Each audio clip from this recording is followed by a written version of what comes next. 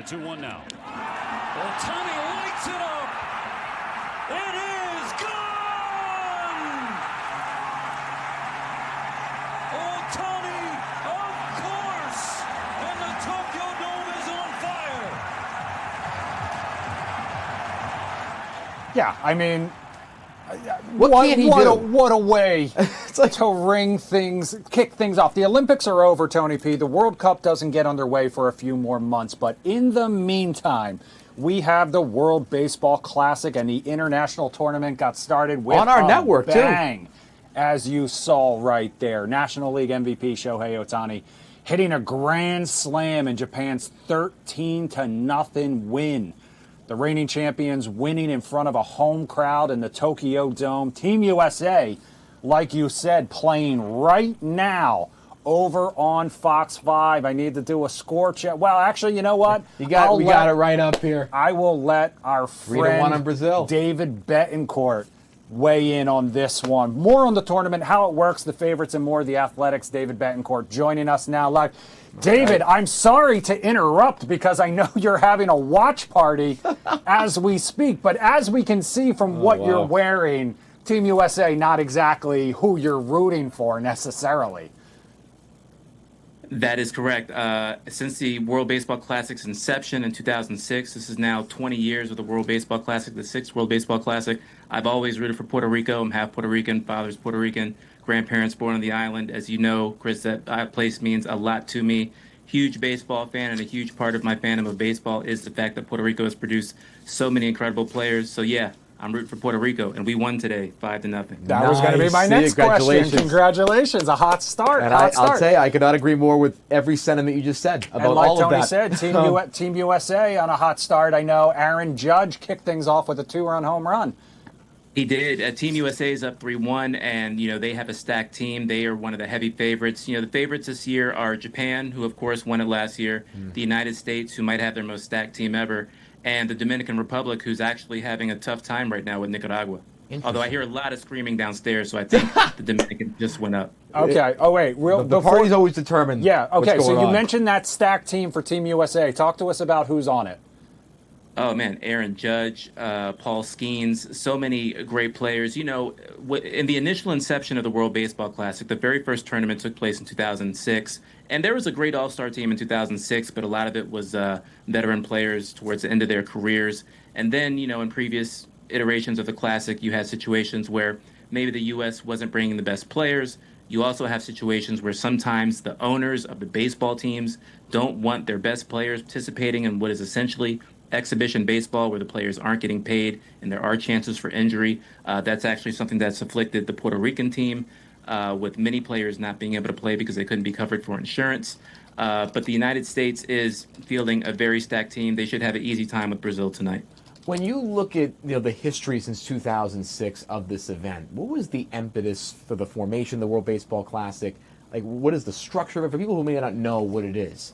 Like, what does that structure look like? Where does the impetus for it come from? And what are some of the dynamics at play in a tournament like this?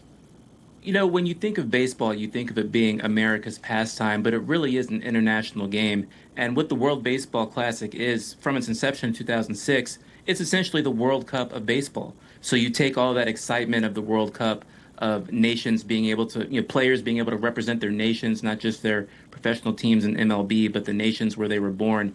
And it's a very big deal. It's a tournament that from the beginning has been huge in Latin America. I attended the World Baseball Classic in 2009 in San Juan. It remains the greatest baseball experience of my life in terms of seeing a game in person. Latin America and Asia have always taken this tournament very seriously. Japan is a 3-time champion of the WBC. They also happen to have the best player in the world, a superhuman by the name of Shohei Ohtani. But yeah, this is a tournament that the root of it was about creating a World Cup for baseball. And now 20 years later, we're at a point where, especially don't forget how the last WBC ended in 2023. You had Japan versus the United States, Shohei Ohtani pitching against his teammate, Mike Trout, striking him out for the final out. That was a moment where America really kind of got, even more so than when America actually won the WBC, which Right. sadly was against Puerto Rico. But I will point out Yes. that the winning pitcher that night for the United States was Marcus Stroman, whose mother is Puerto Rican.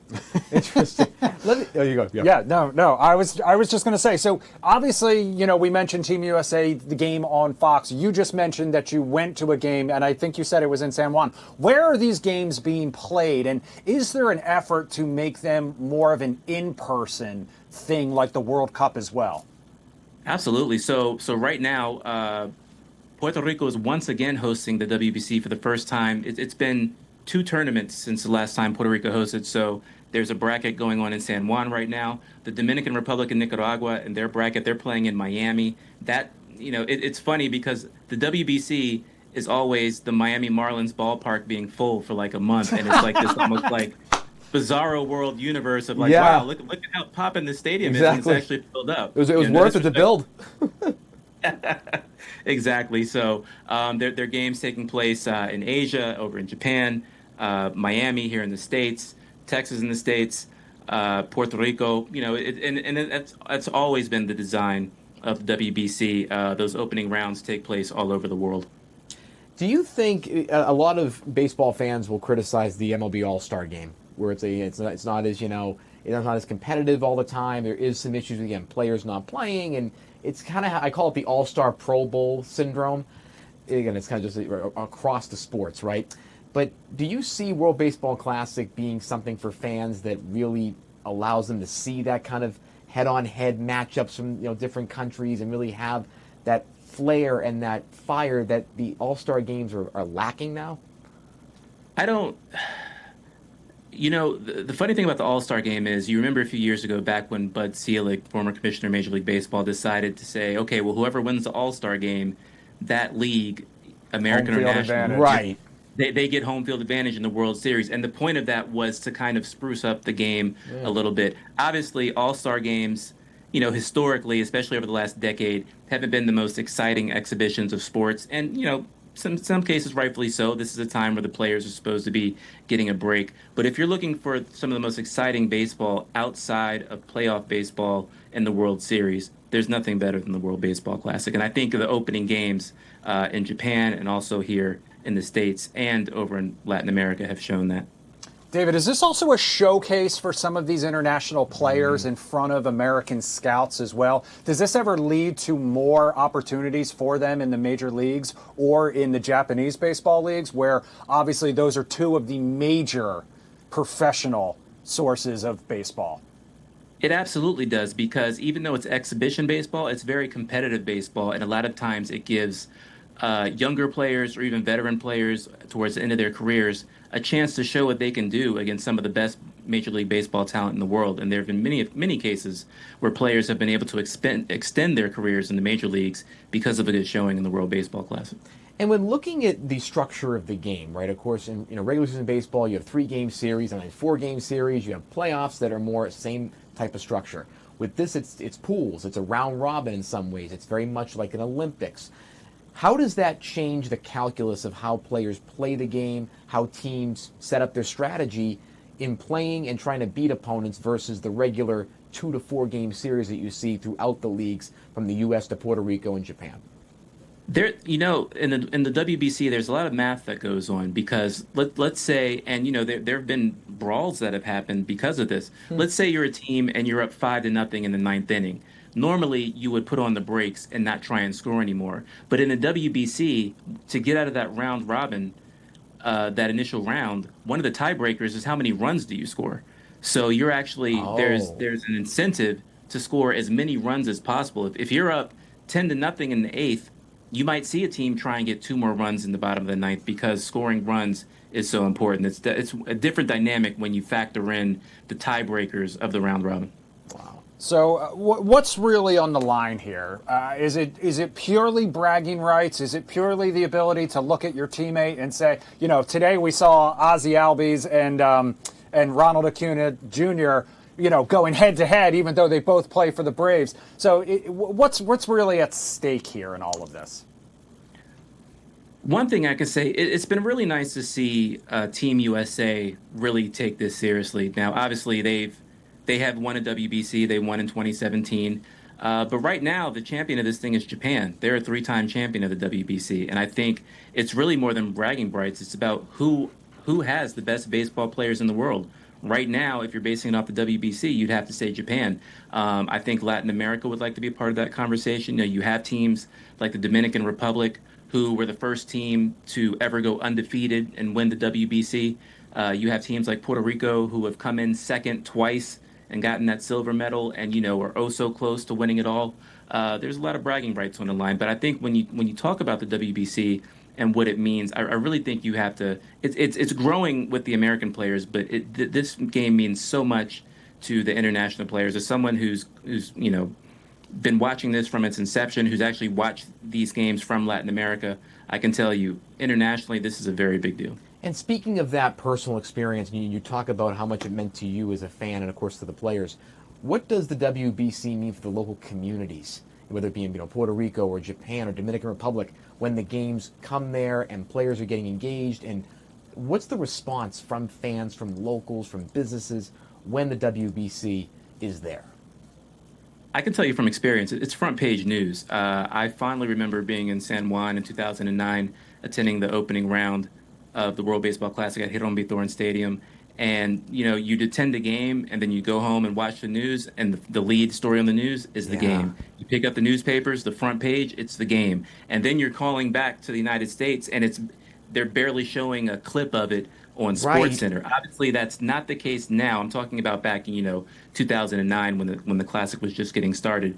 But it's really changed a lot in terms of how much people care about this. Wow. All right. Well, David, I don't want to keep you much longer from your watch party. I want to let you get back to it. My team won. I'm good. I'm good. All right. But when I have you here, I always have to geek out just a little bit. The Lanterns trailer just dropped this week. I need your initial thoughts on it. Are we excited for this or no?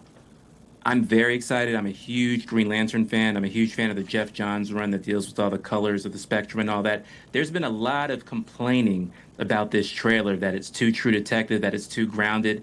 I love my fellow fanboys, but we got to calm down a little bit. They're not going to show you everything in a teaser trailer. I think the cast looks fantastic. I think Mr. Friday Night Lights looks great as Hal Jordan. I think Aaron Pierre.